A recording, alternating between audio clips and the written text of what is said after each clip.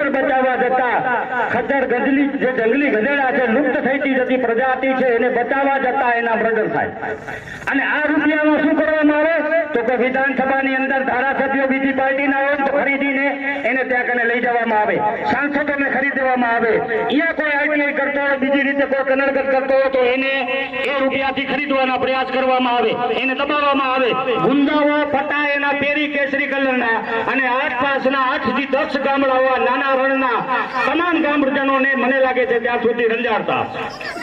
પણ હવે દીવાની જરૂર નથી, ડરવાની જરૂર નથી. 2027 ની અંદર આમ આદમી પાર્ટીની જેવી સરકાર આવી એટલે તમામની ફાઇલો અમારી પાસે પડી છે અને તમામ ફાઇલો ખોલવામાં આવશે.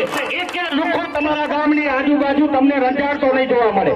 બધા જેલના સળિયા પાછળ હશે.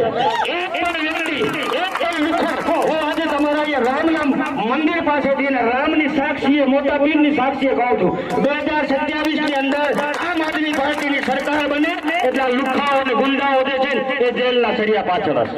એક પણ વ્યક્તિને, મારી માતાને, બેનને, મારા ભાઈઓને, કોઈને પણ અહીંયા રંજાડતો જોવા નહીં પડે. અહીંયાથી 500 જે ગાડીઓ નીકળતી હશે ને રોડની પથારી ફરાવી નાખી છે ને એ એના બાપુજીની નથી, આપણા ટેક્સના રૂપિયા છે અને આપણા રૂપિયા ટેક્સના છે એનામાંથી જલસા કરે.